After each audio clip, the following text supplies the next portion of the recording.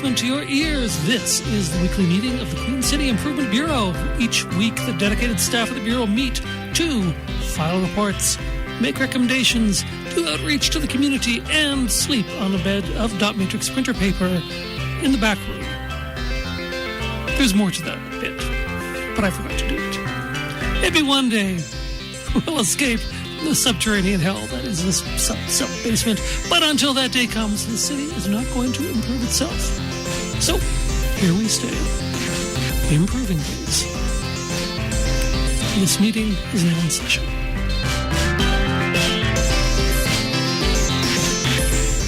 Hey, how are you doing? Not so great. Everybody loves that intro, and every time I mess it up, I get so many phone calls and letters and emails. And text messages, and Twitter DMs, and Facebook messages, and MySpace messages saying, "Yeah, I'm pretty disappointed in you. Why did you mess up that little bit of the intro? Yeah. Why don't you just record this so you don't have to do it every week?" Yes, because then it wouldn't have that in the moment feel. That spontaneous quality. I couldn't every week. Like it's that present qualia. Precisely. Yeah. Ooh, quality. Very nice. Yeah. See, but it's never the same intro because I'm never the same person. Yeah. Nor are the listeners ever the same people. Conversely. Conversely. What are you dropping the words for? Oh, conversely. Cha-ching. Every time you get it right. We get so many kudos. We get the ratings on the podcast version of this. They just go through the roof. Our numbers shoot up. Exactly. And then there's that compilation album of all of your intros that you're putting out this Christmas. Yep. I don't know, man. I think you shouldn't get too down on yourself right now. Can I confess that Christmas album is actually just the same intro looped 99 times with some Christmas music in the background? That sounds actually pretty good. Yeah, no, I think yeah. And there's a little crackling from a fire. Yeah. That was actually in the studio. Yeah. I had to go to the hospital afterwards. It was anyway. That was a dark day. That was a bad way to start last Christmas. Yeah. Maybe next Christmas though, we'll be out of here.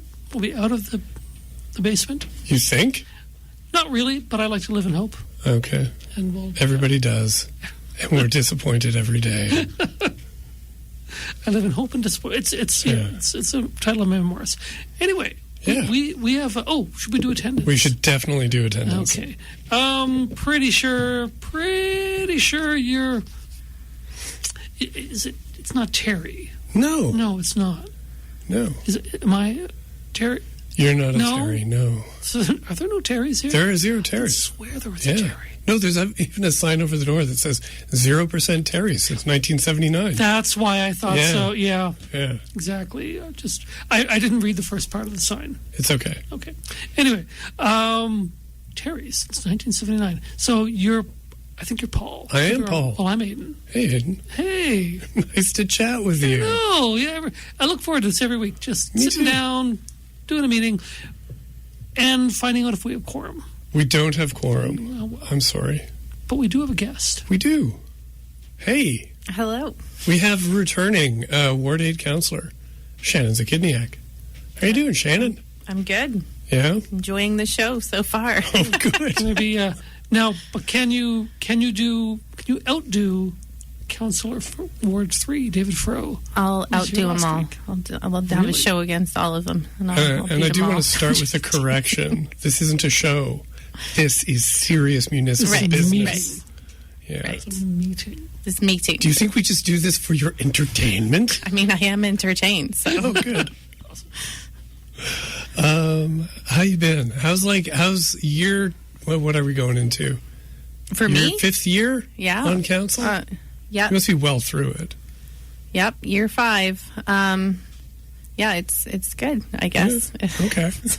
You seem totally more different. chipper. Yeah, right now, or than somebody who's things must be going great for how chipper you seem. Oh, okay. Yeah. Things are going super duper. How about that? Super. Wow. And duper. You heard it here, everybody. Generally, I just do duper. Yeah, me too. I never get to super. So, hey, one of the reasons we wanted to have you on today, there are many. Okay. But the big one is you've got a big motion coming and we like to stay up to date on these things. It is called. So I've noticed that not only are your councillor motions getting longer, but so are your council motion titles are getting longer. Okay. This one is Smart Investments for a Sustainable Regina motion. Well, I mean, you didn't have to say the motion part, but... Well, some people don't get confused. I think it's a catchy title. It's Smart not bad. Investments for a Sustainable Regina. Yeah. It's good. Yeah. So, yeah, this is coming to council next week. Yeah. Next Wednesday. Yeah. Yeah. And it's... Next week. That was my I'm asking a question voice. You go up at the end. I'm familiar with how these intonations go. I was clear it was a question, so it was good. Okay, good. Yeah, thanks. Good. Yeah. So you want to run us through what are you trying to accomplish with the Smart Investments for a Sustainable Regina motion? The Sustainable Regina motion? Yeah. That's how you do it. Okay, Yeah. sorry. Thank you. I'm just following your lead. Thanks, man. I would say the main point is looking for some revenue tools to finance our energy and sustain. Yeah.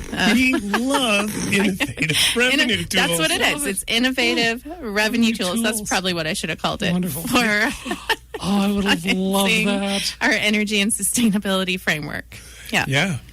Sponsored awesome. by the Queen City Improvement Bureau. Yeah.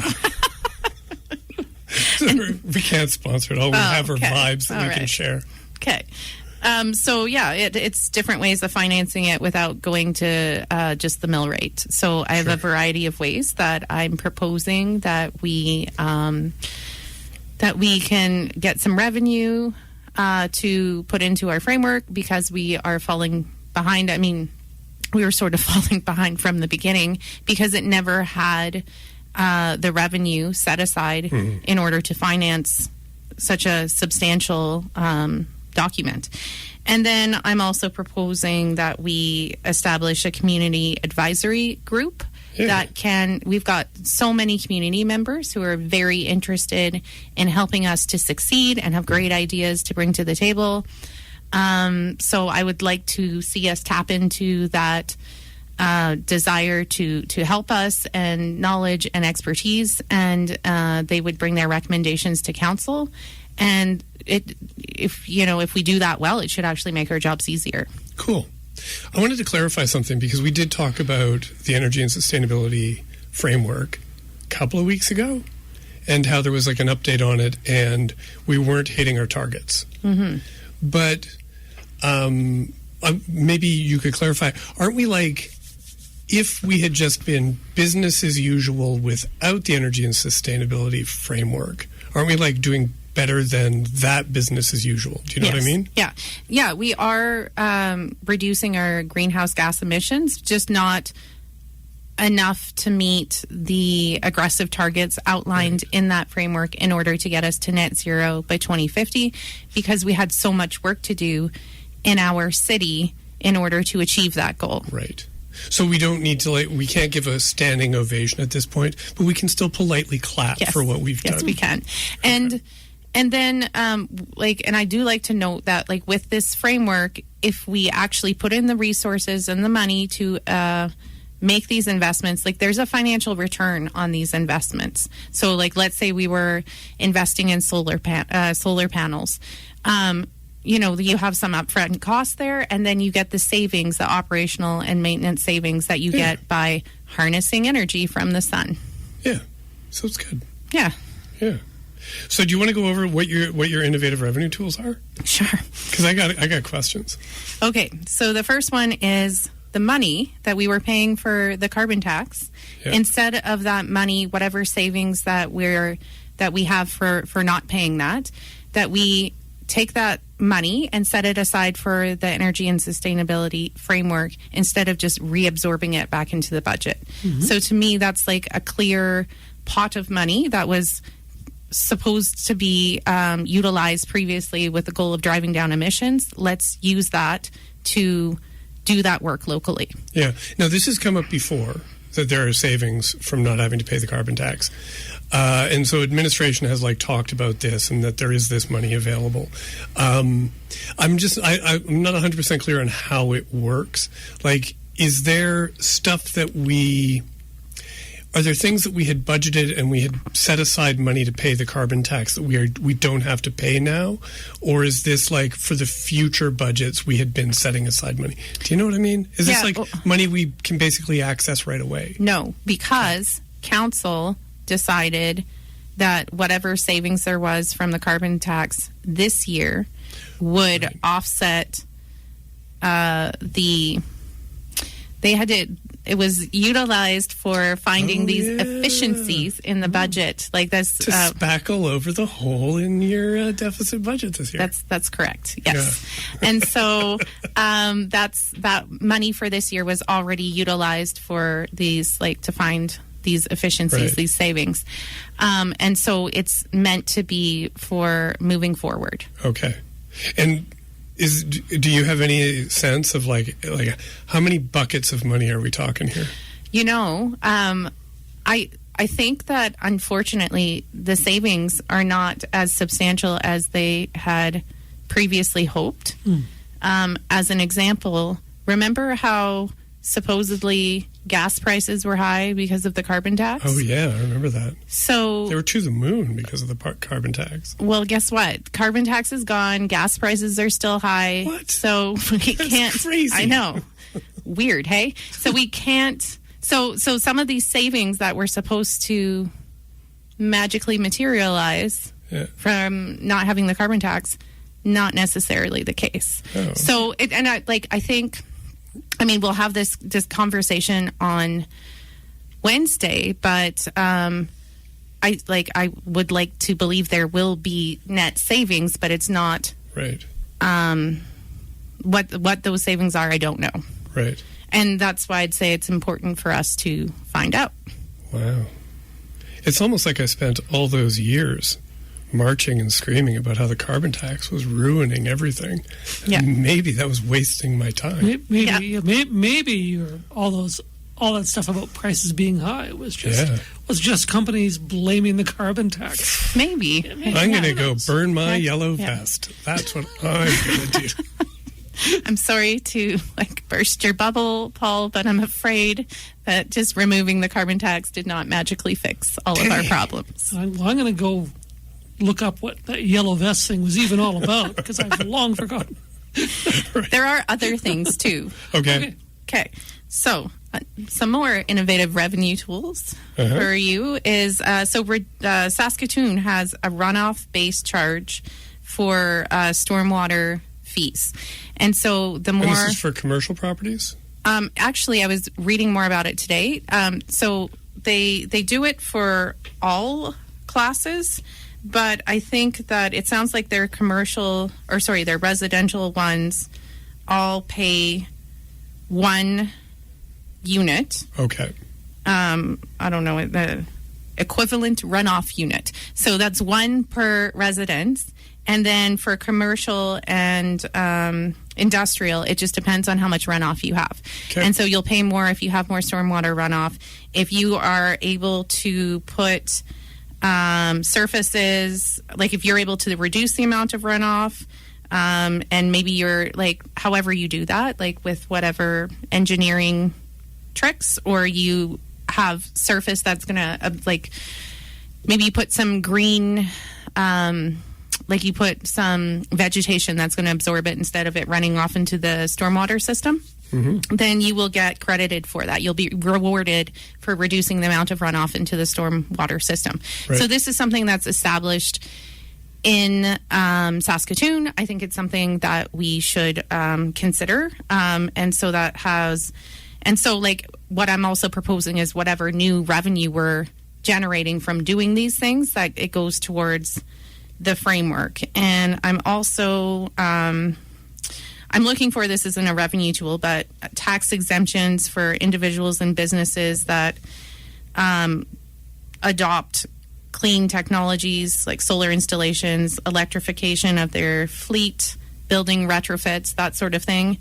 And I'm also looking for a us to, with our parking violation fines, that we can raise those, and that we're going to increase those, and we put that money aside for our transit fleet, which is struggling financially. Like we've partially council's fault, drained the transit fleet reserve, and as discussed recently, no matter what kind of buses we go with, they don't have enough money. Yeah. So there was some kind of runoff from the reserve, is what you're saying. The runoff was money. Wild runoff. Yeah. How many runoff units exactly? All of them. Okay, well, this is all cool. So this is basically, these are ways to and these are all things that the city can legally do too, which is cool. Yeah. Right. I mean, it went through legal and they didn't give any red flags. So if they have some on Wednesday, I will be asking them why they didn't tell me that beforehand. Yeah.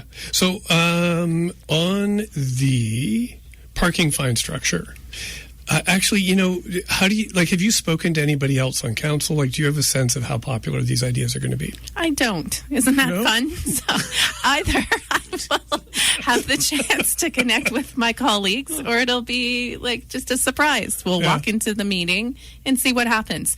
But what I will remind folks is that if there's something that they, if they like parts of it but not other pieces, then you can always separate something. Mm-hmm. We don't have to vote on all of them as one block. So. Right. Because this does, most of these are putting money into the coffers, and the tax exemptions would be taking them out temporarily, but arguably, investing in clean technologies, that's, I don't know that it'll, if I put, let's say, insulation in the subbasement, I guess that would help the city hall, because that's where we are. But imagine this was our house. It would help us, but it wouldn't help you guys. But it would still be good for everybody overall. Well, and I guess, in relation to all of those new initiatives, all I'm asking for is a review and recommendation about these. That comes back to in a report. Right. So you're not actually going to be passing these things on Wednesday. Because fair enough, we don't have enough information, so they can come back with their report, and maybe their report will say, no, actually, we don't recommend this or that, but I'm just asking for more information. I am asking us to move ahead with the carbon tax expenses, set aside that money and allocate it. And then I am asking us to move ahead with a community advisory group. Right. Now, about these runoff-based charges for commercial properties. So will this apply to, say, surface parking lots for, say, Costco? I would say it would, yeah. But what you could do with a surface parking lot, first of all, either you would have, you'd have to have a different surface. And I think there are ways. I'm not an expert on runoff into our stormwater utility system, but I know that you can use different surfacing that won't create as much runoff. Right. So there are, yes, you'll be charged more if you create more runoff, but you yourself, anybody has the ability to address that and improve the runoff into the stormwater system, and then you will be rewarded by doing, I'll make you I'll bake you some cookies, but also you won't have to pay as much. Right. So you can come down and you can trade in your runoff. You get tokens? Yep, runoff tokens and get cookies in return. Nice. They all look like little cookies. So we're on 91.8. Oh, God, where are we? 91.3 FM, CJTR, AccessNow Community Radio. Tuned into the community. We are. Yeah. Cool. Well, this sounds exciting. And the energy and sustainability framework, it needs this kind of backing, right? Yeah. To start supporting it. Well, and I think this is I don't know how much money will be generated from these, but I think it's important to that we start with something. And I'm trying to find other ways. I think there's a tendency to just go directly to the mill rate and the tax base and whatnot. So it's I think we could be exploring these alternate innovative revenue tools in many ways, not just this, like not just for the energy and sustainability framework, but like because this is an area I'm so passionate about, this is where I'm proposing we start. But I know that many other cities have many more user fees and those sorts of things than we do. Right. Yeah. So you had mentioned the transit situation. And you have just recently, there was like a report that came from council talking about the plan to buy electric buses. And we've got a bunch of them coming. And but the plan had been to keep buying electric buses going on into the future. Administration's recommendation is that we have to stop doing that because the original program that the federal government had, the Zero Emission Transit Fund, it gave us like $26 million. The new fund is going to be stable funding over a long period of time, but it's just like $2.5 million a year. Yeah. And so that's less. And so the recommendation from admin came back saying, let's just go back to buying diesel buses. And you didn't like that, so you referred it back to them. What's going on there? I actually referred it to myself because I will take that. Thank you.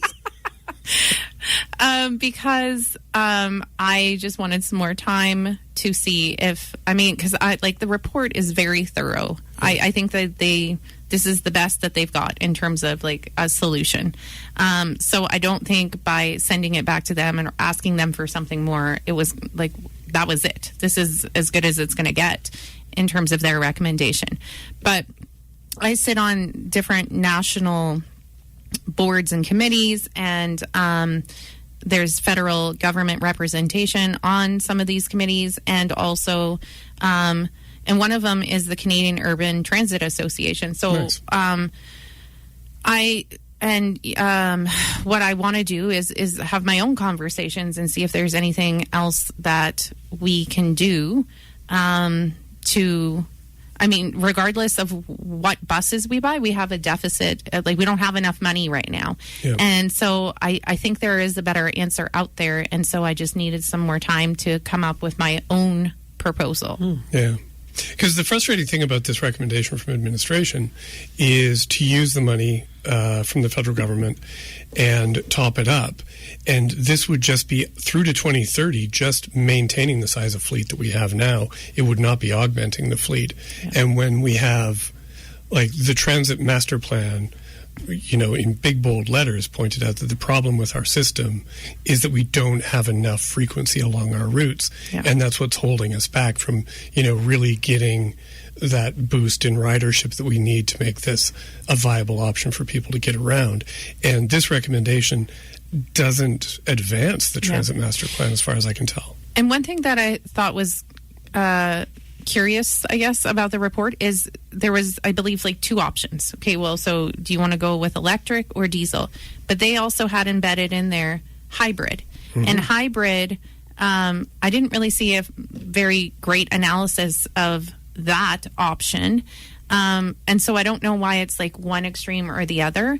And so obviously what I would love is just a pure electric bus system. Due to the funding gap, I get that we're in a difficult spot, but I don't know, I think there's potentially other options that have, whether it's funding or is if we need to, instead of all diesel, perhaps we're also using, whether it's a mix of all options or certainly more analysis on the hybrid option as well. Yeah. I wrote down the emission savings because I thought they were interesting. If we go back to diesel buses, it will be increasing our greenhouse gas emissions by approximately 30 tons every year per new bus. Well, per bus.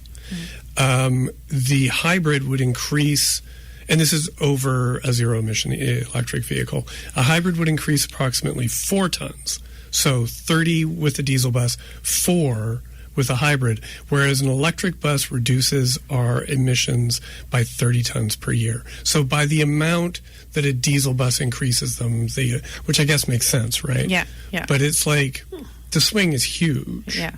And the fact that the hybrids are, they add to our emissions, but by so much smaller than the diesel bus does. Yeah. That's kind of remarkable. Yeah. So, yeah, that wasn't really explored as like, well, maybe instead should we do a mixture or... because it also talks about retrofitting buses, and like maybe that at face value, that sounds like a good idea. But within the analysis on the report, it says, well, sure, maybe there's some cost savings in the short term. Yeah. In the long term, it costs you more money because I don't remember if this is the exact number. Let's say you extend the life of the bus for 12 to 14 years. But then you have to buy a brand new bus after that. And so whatever money that you saved in the short term, when you compare it to like the entire life cycle of the bus, it costs you more money to sink money into a bus to keep it going for just a little over a decade more, if that makes sense. I don't know if I explained it well. No, you did. No. Unless, like if we retrofit the buses with like spoilers and those like hubcaps, the spinny hubcaps, and those like the light effects from underneath the bus would be all like pink and neon, and then you could sell the bus as a value added bus to like what if we gave shows. What if we gave everybody in the city one of those crazy carpets? This is great because, like, I am still at the brainstorming stage of coming up with new solutions. Glad you came here then. I appreciate and I'm noting your contributions. Combination of zip lines and crazy carpets. Yeah. Also, take the carbon tax and buy pure carbon with it. Okay. And then press the carbon down. Yes. And then it's diamonds. Sell the diamonds. And you could like partner with Hilberg and Burke. Exactly. You can come and give a delegation when I give my motion and suggest that as a friendly amendment, and we'll see where it goes. Councillor Bezos going to love it. On that note, we should probably go to the real innovative revenue tools. What? Okay. Those were real. Yeah. Who's being naive on CJTR.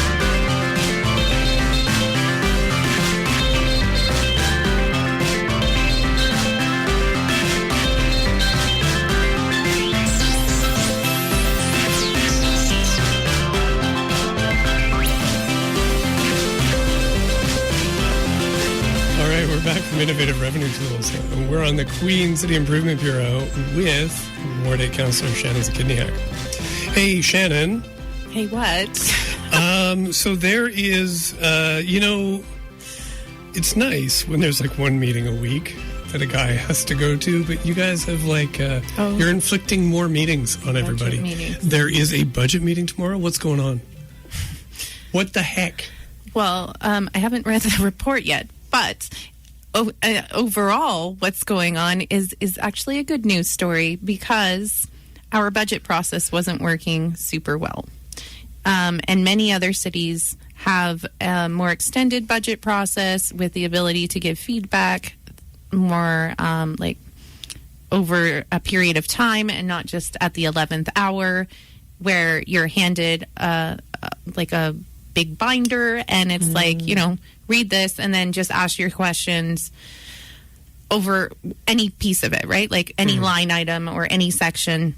So I think this will, although like there are a lot of meetings and they're mostly in September, should lead to councillors being more informed about the budget and also gives the public the opportunity to come and speak to us on multiple occasions. Like you could come over and over and over to speak to us about the budget. Could? You sure could. Oh boy. So some might. Yes. Well, I think you've got Jim Elliott tomorrow. Yes. Shout out to Jim. Yes. So the first meeting is about governance, leadership, and enabling services. That sounds fun, hey? Oh, doesn't it? Like, what does that even mean? It's your preliminary service forecast 2026. Oh, okay. Why didn't they just say that? Why didn't they just lead with a description? I actually still need to read that report, but what this is intended to be is they're going to give us, more details about it. I do think, though, that it's not clear to me if they're using feedback from us to change it at all, because when we were talking about it the other day, it sounds like this is it. Like, this is the budget. They're just giving it to us in more detail this time. I don't know. We will find out. This is a brand new process. But councillors will have the ability to get more information on anything that they're interested in, which would potentially inform an amendment later. Right. And so if there is the request for more information, it'll all just be bundled into one referral motion. Okay.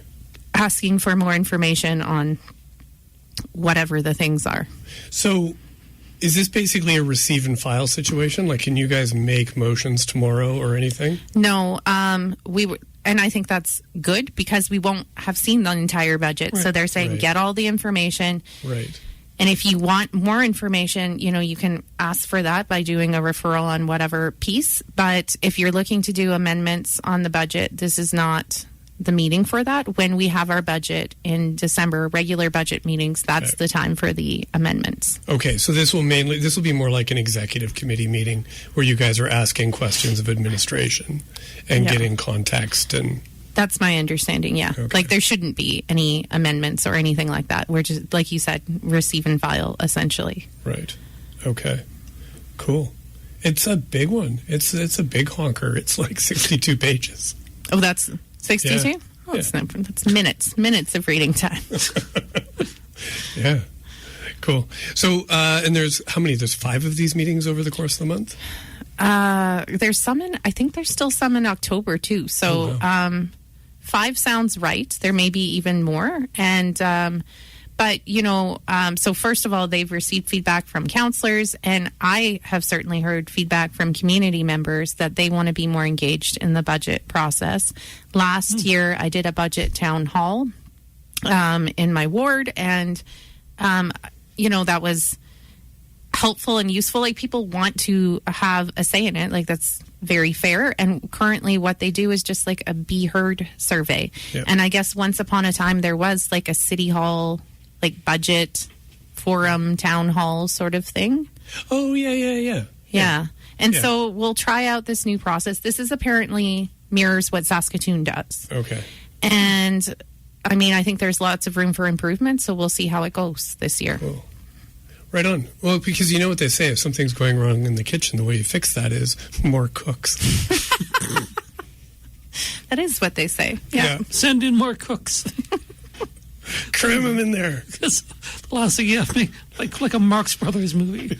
And especially if they're all cooks who have a different vision for what the recipe should be. Yeah, exactly. So the particular magic is 11 cooks who all see things a little bit differently, and they put their different things in the pot, and just like stone soup. Yes, stone soup budget. It turns out magically. Right. It's awesome. Everybody brings a rock. No, Paul, not everybody brought a rock. They start with a rock, and then everybody brings a different ingredient. But then it's not stone soup. Good old rock. What a stupid story. It's like they didn't even know the story they were telling. Right? Exactly. Absurd.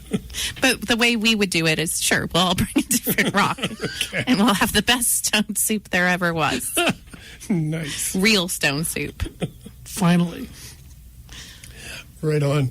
Okay, so the budget comes when? It's in December then. Yeah. So administration will get to walk away with all of this stuff, and they'll get like a month and a half. Rocks in their pockets. With rocks in their walking into a kind of stone soup. Yeah. Yeah. Administration works hard. Yes. And what I did hear, because I think we might be talking about this shortly, but we had a special city council meeting on Wednesday, and essentially pre-approved, although you can't technically pre-approved, like a 2.32 mill rate increase, like pretty big mill rate increase to pre-approve without seeing the budget. That's my opinion, but anyway, that's what happened. And there was conversations at that meeting. I was like, oh, we're going to have to really tighten our belt this year, like we did with the budget, like with this next budget, just like we did this year. And I was like, Are you talking about the 0.5 mill rate increase, which did not go well? Yeah. Are we now saying, we collectively, that we need to replicate that? So in that scenario, it's going to be a real fun budget series of meetings. And I'm very much looking forward to them and the fruitful, insightful discussions that we'll have. Nice. Me too. I think you should just hold off on doing anything until Chapel Roan gets here. Oh my gosh. She'll solve it all. She's coming someday. That sounds very definitive. And you know what? My mom said the same thing when we moved here. Yeah, exactly. I'm coming to Regina someday. That's right. Yeah. Well, the thing you were talking about, that 2.32% mill rate increase that you guys approved, that wasn't it? Thank you for segueing. Yeah, you're welcome. Yeah. Brought her own segues. Nice. So that was over the Eastern Pressure Solution, or the water network expansion, they're calling it now. Right. But so they had to approve a bylaw to actually do to officially do the borrowing of $150 million of long-term debt to cover the water network expansion and also unfunded development charge projects. So stuff that was needed to expand the city and develop the city, but that our development charges didn't cover. This we have to throw in. I think it's half of that $115 million almost is that. And so then they also had this report saying, and we're going to need a 2.32% mill rate increase to fund that $150 million of debt. And you were like, let's refer that mill rate increase. And people were freaking out that you were trying to ruin our reputation with our borrowers. What were you doing? Did you go crazy? I did.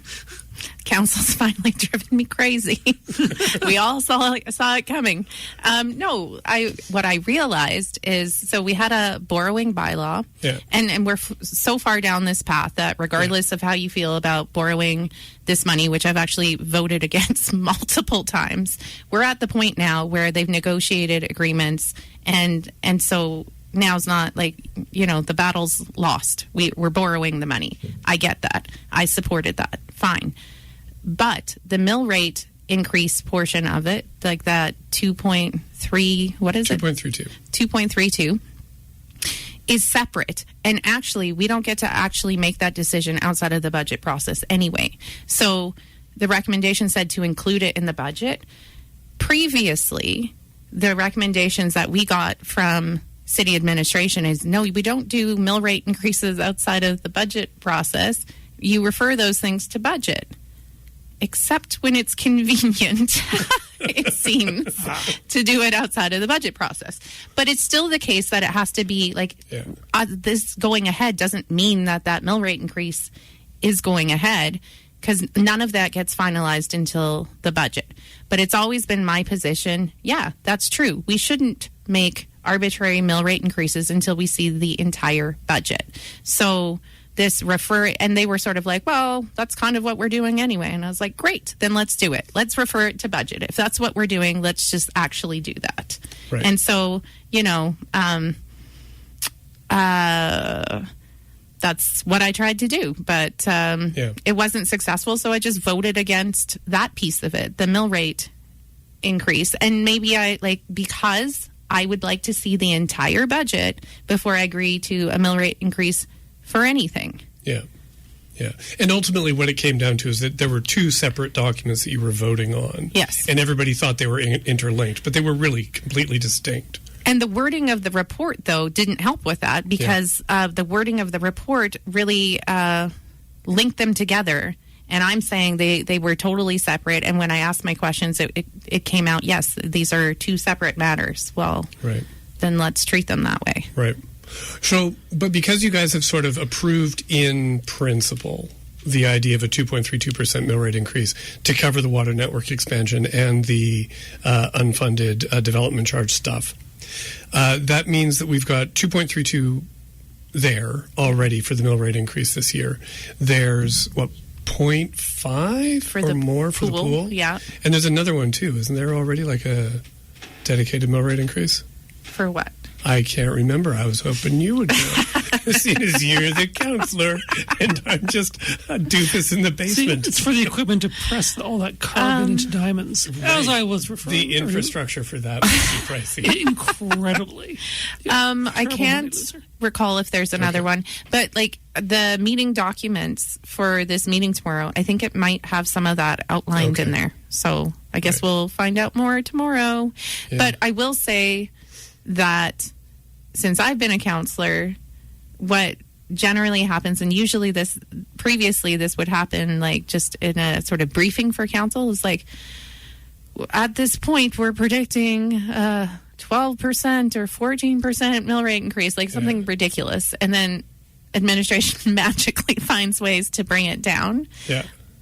And so I guess some of that might be happening publicly this time, like, you know, because they'll have an initial number and then somehow it always gets whittled down. Yeah. Okay, cool. So, but you're right that there's some things that are already baked into it. And this is where, like, councillors who ran promising that they would reduce people's taxes, I don't see that in the cards. Like, it wasn't in the cards this year. I don't see it in the cards next year, because like reducing people's taxes means that you would have a like negative increase, right? Like it wouldn't be zero, would be like your taxes remain the same. You'd have to go like -1. Which is like not going to happen.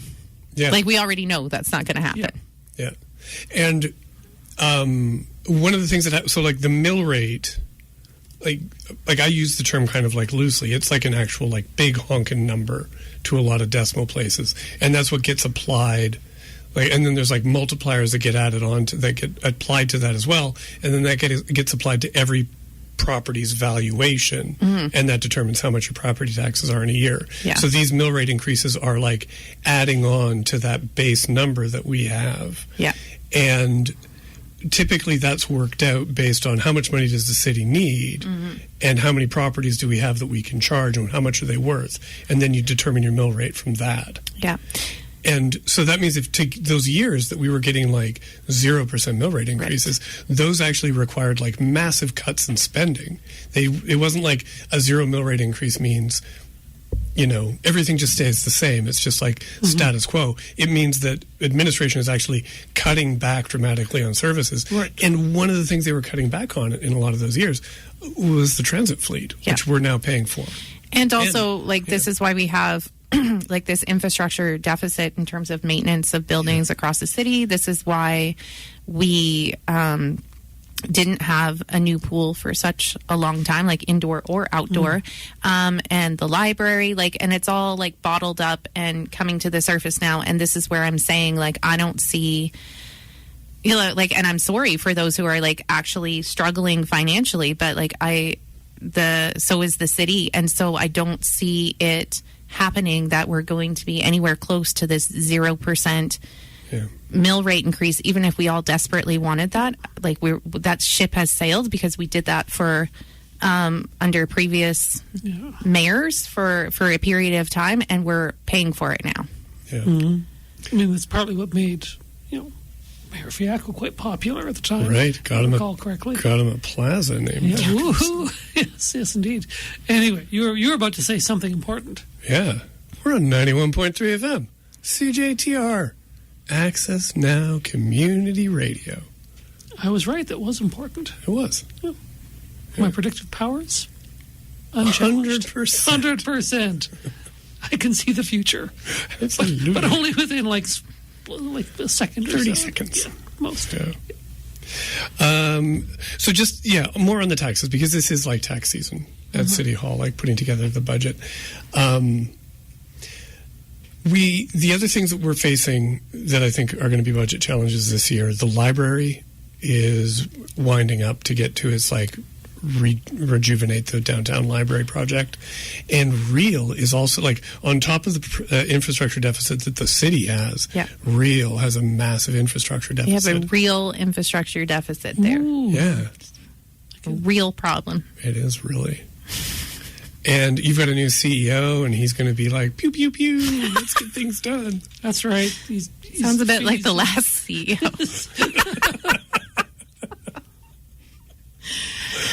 So, yeah. That's why I'm saying it's going to be a dynamite budget. Yeah. Lots of fun for all. I mean, generally, everybody loves the budget. Yeah. It's a merry time of the year. We have our desks all decorated, and it feels so festive in there. Nice. What do you decorate for desks with? They put like fake, like you know? Do you remember? Like they put like a little fake wreath thing, like garland. I don't know what you call it. Like with garland. Like decorative ornaments. Yeah. Wow. But it's made out of shredded millrate. Okay, that's right. I love little mills. There's real gold in there. That's right. This is why taxes keep going up. And we're all drinking fancy cocktails the entire budget Gold meeting. Schlager all the way through. Right. Jeez. I mean, make it a more interesting and entertaining meeting, I guess. I would love to watch that meeting. Just all stomping on the carbon, making the diamonds. Yeah.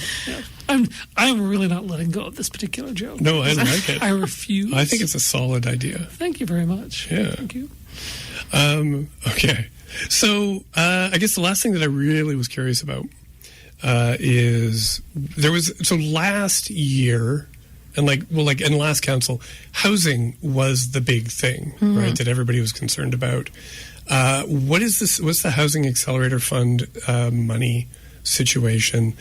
We got all of that money. I haven't seen a lot of sort of updates to council recently, giving us a sense of what we can expect in terms of kickstarting the housing market in Regina. All right, here's what I have for you, anticipating this question. Nice. This fall, we're actually going to get an, I assume, in-depth report on that specifically. I don't know when. And there apparently is actually some public information on, there's a very long link I was provided. But I guess if you just, it's on regina.ca, but under the Housing Accelerator Fund subsection of a subsection, you'll find some numbers and information. So they're talking about the zoning updates are continuing. Cool. Comprehensive review, continuing to work to expand citywide housing options.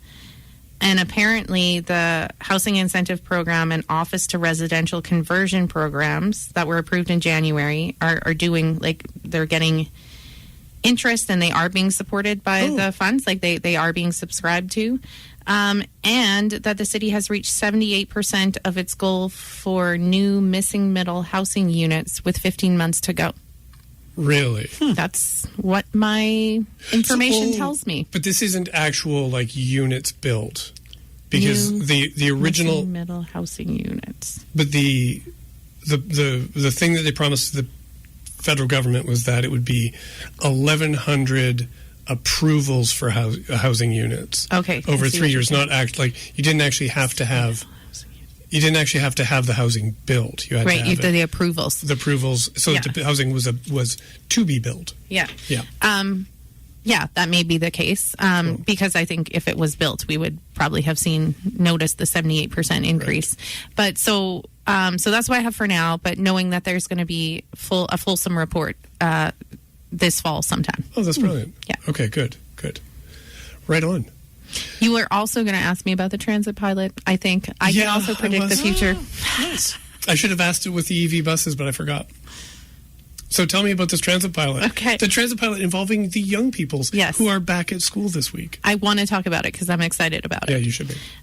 So it just started on September 2nd at Johnson High School? Yeah. And but they're only doing it for some reason until Christmas. However, so they didn't have a bunch of data because it just started, but as of today, I guess they had 750 passes set aside, and they've already given out 237 of them. So that's not bad for day 3. But for some reason, we're not getting an update on it until June, which because when it's all done? Yeah, so they're doing it until December, and for some reason the update's plan to council in June, which I think I just got this information today, and I want to ask about that because it would be nice for us to have it sooner so that we can determine what to do, right? Is it like, okay, good, that was fun, we're all done, hopefully not, or we need more information and we want to extend this pilot, or fare free for everyone in all the cities in all the world, or some other version of one of those things. Yeah, and it'd be kind of nice to get an update around Christmas time. Wouldn't that be a lovely gift? Like a present. Yes. So some like rosy-cheeked children who took the bus to City Hall. So I like, I think we can. I mean, I can ask for it to come sooner than June, but and they don't always listen to me. They collectively, whoever that is. Just for background, though, this pilot is that so we currently have free transit for kids 13 and under. And the hope of the Fare Free Transit kids who'd been advocating for that for years is that would ultimately get extended to all kids like through their high school years, so up to the age of 18. And this was the year that we were finally getting a pilot project at one high school where that free bus pass would be available to all those high school students to use how they want. Yeah, and this was my motion, so I was really excited. You know, I'm really excited to see it happening. Yeah. And initially what was brought up was, and it's true, in many schools, like if we're doing a fare free to schools, some of these school buses are the ones that are most utilized. So around school, before it starts and when it ends is when these buses like are at capacity. So it's like, you know, we if we had fare free, then we're going to need more buses. Like that was the concern. But for whatever, God forbid. Yes. Well, like we just talked about our bus situation. Yeah. But then, so if we were testing it, like we didn't want to buy a bus to test an idea. For whatever reason, Johnson was identified as a school that could absorb additional capacity of ridership. Either it doesn't necessarily mean that they have low ridership. It could mean that they have multiple buses that would absorb having additional riders. Right. And so when it was finally clear how we could test this idea, then this motion was me and also councillor Sharon Zachidniak, and then it got carried over like a few others from after the election, and we decided which ones to proceed with, and this was like at one of our early meetings that we passed this. So that's great.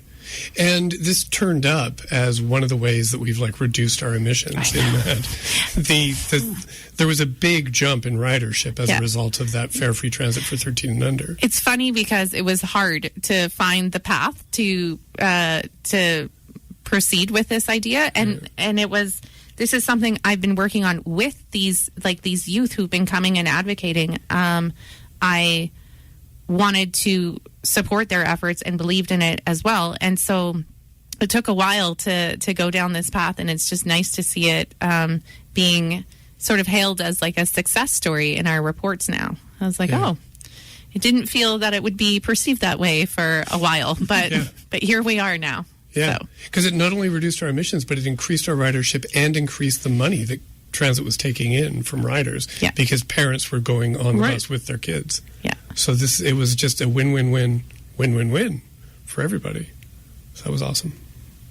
And again, like I know I've brought this up every time that we've talked about this. It was like youth who came up with this, like Regina youth came up with this idea and fought for it for years. Yeah. They were coming to council meetings. And I can remember there was like a budget meeting a few years ago where they showed up so the budget meeting was like 2 or 3 days, and they got relegated to the first day, like right at the end of the day when everybody was exhausted. And so then when day 2 came and all the other delegations gave their pitches, that delegation from Transit Youth was kind of forgotten. Yeah. And there was no advance that year on that front. So these kids, like it was just their perseverance that brought this about. Oh, so absolutely. It's like, it's a huge success story. Because also 13 and under, like I would have been prepared to move that motion as well, but because of the advocacy efforts over years, that actually made it as a recommendation in the transit master plan because it came out through the engagement process. So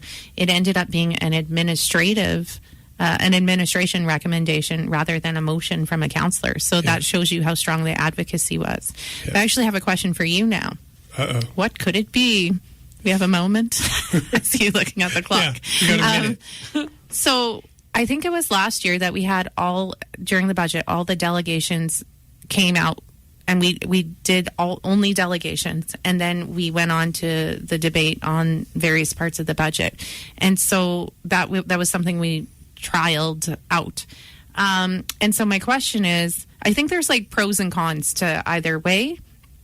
Because you could say, like, oh, you do all the delegations, you're going to long forget about them by the time that you're actually, like, making your amendments and whatnot.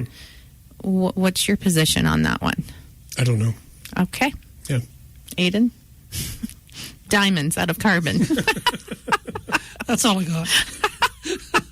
Okay, just curious, because I think it's to be determined this year. Yeah, no, I don't have a position, and we're actually out of time. Nice. So I don't have to. How convenient. Isn't it? Yeah. So, thanks for coming, though. Absolutely. And, maybe we'll, think up an answer for next episode. Yes. That's what we should do. Next meeting. Next meeting. Next yes. meeting. Yes. Next episode of this show. Next episode of this meeting. Okay. All right. So, in that case, should we adjourn the meeting? I would second that motion. All right. Motion is passed. Meeting is adjourned. You have been listening to the Queen City Improvement Bureau on 91.3 FM, CJTR, AccessNow Community Radio. Your hosts are Paul Deshen, Aiden Morgan. Music by Guidewire, a.k.a. Ryan Hill. Our guest tonight, Shanon Zachidniak, 4-8. Always good to have you on. Thank you.